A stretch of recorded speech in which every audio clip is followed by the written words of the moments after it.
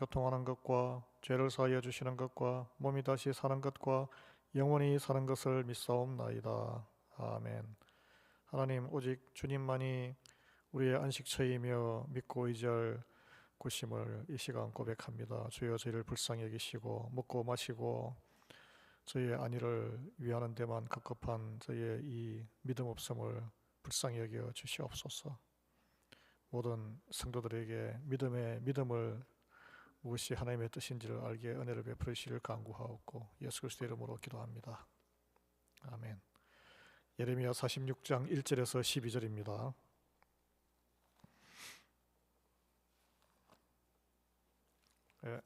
구약성경 1125페이지 같이 읽겠습니다. 이방 나라들에 대하여 선지자 예레미야에게 임한 여호와의 말씀이라.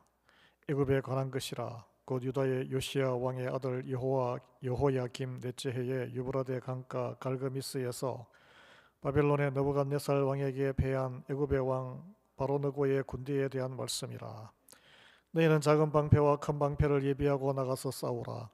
너희 기병이여 말에 안장을 지워 타며 투구를 쓰고 나서며 창을 갈며 갑옷을 입어라. 여호와의 말씀이니라.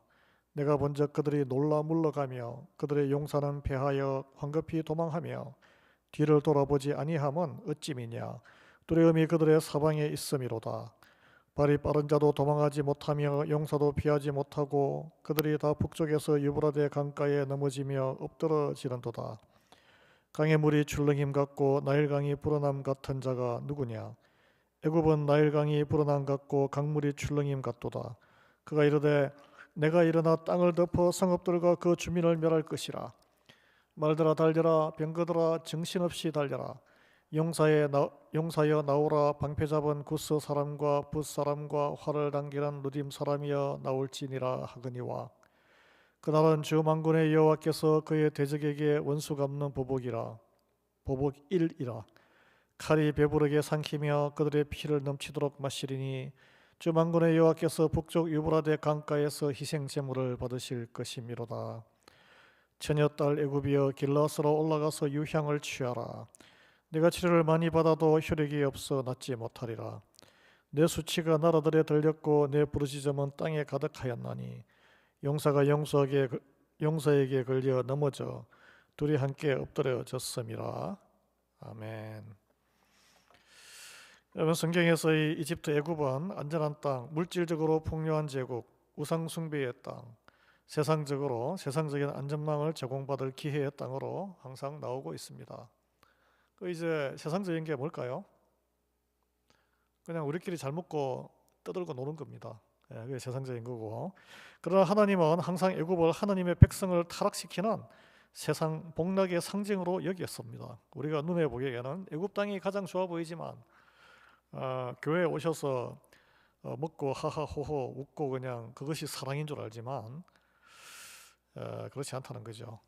남유다 백성에게 임한 하나님의 징계로 인해서 나라가 망하고 살아남은 소수의 사람들이 바벨론 제국의 세력이 아직 미치지 않은 애굽 땅으로 피했는데 하나님의 그 예레미야 선지자의 그 예언대로 바벨론의 느부갓네살 왕이 이집트까지 이제 침공해서 완전히 나라를 멸망시키는 그런 놀라운 사건이 벌어졌습니다.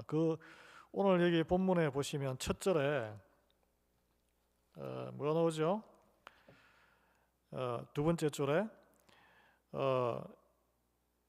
여호야김 넷째 해에 유브라데 강가 갈그미스에서 이 애굽의 군대가 패했다 이렇게 나옵니다. 그게 이제 그걸 시작으로 해서 이집트가 완전히 앞으로 정복이 돼서 바벨론의 거대한 제국이 이집트에서부터 해서 저기 오늘날 이란 있는 곳까지 쫙 다 이제 통치 영역이 됩니다. 그런데 오늘 하나님은 애굽의 군대가 얼마나 강성하고 그들이 모든 것을 다 가지고 있었다라고 오늘 이렇게 나옵니다.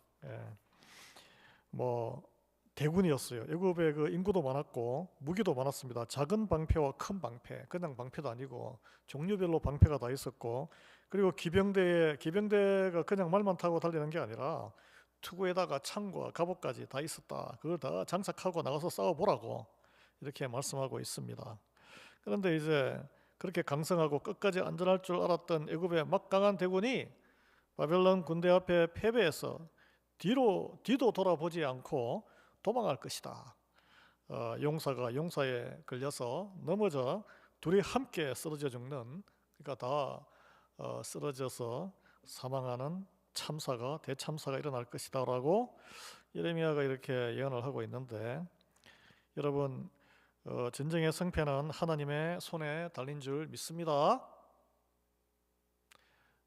우리 인생을 살아갈 때에 우리가 이제 눈으로 여러분 비즈니스를 운영할 때도 눈에 보이는 것은 숫자죠. 돈의 입출입입니다. 매상이고. 그래서 저도 이제 비즈니스를 해봤지만 막 텍스 리턴 시즌이 돼서 매상이 오르면은 손님이 줄 서고 막 매상이 오르고 하면은 몸은 바쁘지만 저녁에는 기분이 좋으시죠. 예. 그러나 그렇다고 해서 뭐 인생이 크게 달라지는 것도 아니고, 그렇다고 해서 가정이 화평해지는 것도 아니고, 믿음이 없이 세상에 너무 쏠려 있으면 모든 것을 이 돈의 관점으로 보게 되면 그거는 믿음의 인생이 아닙니다, 여러분.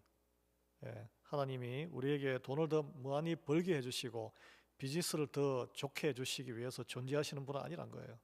그러면은 이 애굽 땅에 가 있는 것이 가장 안전해야 되겠죠.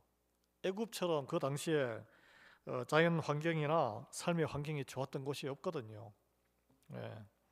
그러나 애굽은 이렇게 많은 무기가 있고 많은 군인이 있고 좋은 방패가 있고 좋은 기병과 창과 투구까지 다 갖추었는데, 부족할 것이 없었는데 전쟁에서 패하고 그리고 이런 수모와 수치를 당하며 그들은 하나님을 몰랐습니다.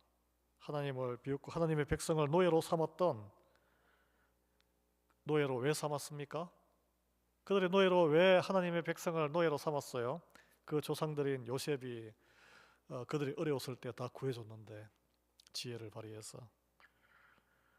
노예를 사용하는 이유는 조금 더 세상적으로 안락하게 살기 위해서 노동을 착취한 거잖아요. 하나님을 모르면 모든 것은 돈의 눈으로 인생과 모든 것을 판단하게 됩니다. 그래서 비극적이에요. 안타까운 일이에요. 여러분 혹시 그게 이제 우리의 마음속에 있는 근심과 대부분의 성도들이 그렇게 판단을 하시는데, 교회는 그렇게 사실 판단하면 안 되거든요. 안 됩니다. 교회는 세상과 달라야 되는데 세상처럼 판단해 버리면 하나님이 탄식하시는 거예요. 그래서 세상처럼 판단하지 않고 하나님의 말씀과 뜻에 따라서 돈의 주인이 되지 아니하고 하나님이 무엇을 기뻐하는지 그것을 찾아가는 것이 우리의 성도의 삶이고 믿음의 길인 줄 믿습니다. 하나님은 사랑하는 자녀된 백성들을 돌이키게 하기 위해서 애굽까지 심판을 하시는 분이란 거예요. 그래서 여러분께서 뭐 인생이 어렵거나 비즈니스가 안 되거나 하면은 너무 슬퍼하지 마십시오. 여러분의 한 영혼을 구원하기 위해서 하나님이 그걸 손보시는 거라고, 그렇게 우리가 영적인 해석을 해야 된다는 거예요. 우리는 이렇게 생각하죠. 세상적으로 승승장구하는 것이 하나님의 축복이라고 생각합니다. 절대 그렇지 않습니다. 세상적으로 모든 것이 형통한 것, 뭐 그럼에도 불구하고 하나님께 의지하고 말씀을 붙들고 살고 하나님의 뜻 가운데 하나님의 말씀을 지키려고 애쓰고, 그러면은 하나님께서 계속 부어주시겠죠. 그러나 대부분 인간은 악하기 때문에 쉽게 교만해지고 쉽게 쓰러지고 자기가 잘해서 그런 줄 알고 하기 때문에 사랑하는 자녀에게는 항상 고난과 어려움과 그걸 통해서 하나님을 붙들도록 기도하도록 인도하는 줄 믿습니다. 성경의 진리예요. 역설적인. 그래서 이 믿음의 길은 끊임없는 시험과 연단의 길이에요. 내가 오늘 하루 내리는 결정이 이 세상적인 합리적인 결정인가, 하나님이 기뻐하는 결정인가를 우리가 항상 들여다봐야 할 줄 믿습니다. 그래서 하나님을 관심 없이 살던 사람, 이게 10절에 보면 그날은 주 만군의 여호와께서 그의 대적에게 원수 갚는 보복이리라. 이렇게 참 이런 말씀이 성경에 나와 있는데, 하나님께서 하시고자 하는 일을 누가 막을 수 있겠습니까? 우리가 뭐 인간적으로 이런 일 저런 일을 벌려보지만 이루시는 분은 하나님이시고, 결국은 하나님의 선하심이 그리스도의 몸된 교회를 통해서, 또 그 몸된 교회에 소속되어 하나님을 믿는 성도들을 통해서 그 가정에 이루어질 줄 믿습니다. 우리 하나님이 하시고자 하는 일을, 그래서 가장 중요한 건 뭐냐? 하나님이 하시고자 하는 일, 하나님이 하라고 하신 일을 분별하고 따르는 거예요. 그걸 따라야 돼요. 거기에 관심이 없으면 더 이상 하나님의 자녀라고 할 수는 없다는 거예요. 다르게 생각하는데 어떻게 하나님의 자녀라고 할 수 있겠습니까? 그 분별력이 믿음의 성장이란 거예요. 세상적인 계산으로 하나님의 뜻을 잠시 가릴 수 있지만 막을 수는 없습니다. 하나님의 뜻을 분별해서 순종하고자 하는 것이 신앙생활의 가장 중요한 부분임을 오늘 본문을 통해 깨닫는 우리 모두가 되기를 예수 그리스도 이름으로 축원합니다. 하나님, 오늘 그 강성했던 이집트, 그 젖가꿀이, 세상적으로 젖가꿀이 흐르는 곳, 그런데 하나님께서는 참 가나안의 그 온갖 우상 숭배와 그리고 자갈밭과 온갖 족속들이 사는 어려운 곳을 젖가꿀이 흐르는 땅이라고, 왜냐하면 그곳에서 하나님의 말씀에 의지해서 하나님의 능력으로만 살아갈 수밖에 없는 공공한 삶의 터전이기 때문에, 그러나 그 모든 것 필요 없이 그냥 남의 종살이 노예 생활, 세상의 논리대로 살아가면 먹고 마시는 배불리 하루 세끼 먹는 그런 삶을 보장하는 애굽의 땅으로 피난 갔던 노예의 삶을 자초했던 이스라엘 백성들에게 그들의 세상적인 안전판이 되는 애굽을, 이집트를 쓰러뜨려 완전히 멸망시켜버리는 하나님의 이 놀라운 징계와 뜻을 우리가 오늘 새겨봅니다. 주님, 우리 눈앞에 있는 알량한 이민사회에서의 작은 그런 비즈니스와 일과 이런 모든 일 때문에 하나님의 뜻을 분별하지 못하고 세상적으로 판단해서 하나님의 거룩한 우리를 향한 뜻을 가로막은 저희의 불순종을 용서해 주시옵소서. 저에게 믿음을 일으켜 주시옵시고 불쌍히 여겨 주시기를 간구드립니다. 예수 그리스도의 이름으로 기도합니다. 아멘. 우리 교회의 평강과 영적인 부흥을 위해서 기도하겠습니다. 오직 말씀에 의지할 때에 영적인 회개가 있을 줄 믿습니다.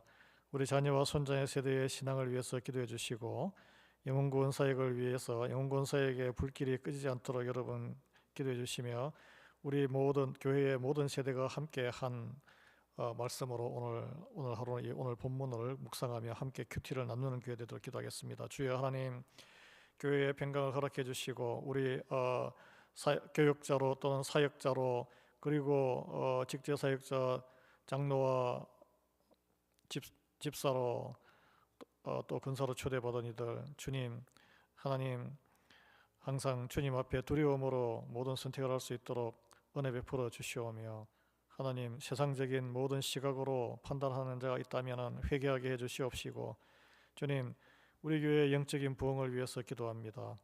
우리 교회의 화해를 이루으셨으니 이제 다음에는 영적인 부흥을 허락해 주시옵소서. 영적으로 하나님 앞에 무릎 꿇은 자, 남아있는 자를 우리 교회에 보내주셔서 영적으로 깨워주시기를 간구드립니다. 주님, 자녀와 손자녀들의 세대가 신앙으로 다시 일어설 수 있도록 해주시옵시고, 하나님 우리 영혼구원의 사역을 위해서 불꽃을 꺼트리지 않는 영혼구원 사역의 모든 것을 다시 집중할 수 있는 그런 교회로 하나님 인도해 주시옵소서. 우리 교회 내부로만 들어올 것이 아니라 외부로 발산하는 능력을 가진 교회 되게 은혜 베풀어 주시옵시고, 우리 모든 세대가 함께 말씀으로 큐티할 수 있는, 큐티를 나누는 말씀이 살아있는 교회가 되게 은혜 베풀어 주시옵소서.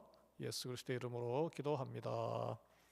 지금은 우리 주 예수 그리스도의 은혜와 하나님 아버지 우리를 하신 사랑하심과 성령님의 감동감화 교통 충만하심이 우리가 믿고 의지하는 세상적인 복락의 그 애굽이 허탄하게 하나님에 의해서 한순간에 날아갈 수 있다는 사실을 깨달아 영적인 분별력으로 믿음의 결단으로 다시 회복하기로 회개하며 돌아오는 그 한 자녀가 되기로 결단하는 우리 리아이벨 야린교회의 모든 주의 참된 자녀들 위해, 그리고 오늘 예배에 참여한 주의 백성들 위해, 이 땅의 모든 선교사님들과 교회 위해, 그리고 우리의 모든 자녀들 위해 지금부터 영원토록 함께하기를 간절히 축원드리옵나이다. 아멘.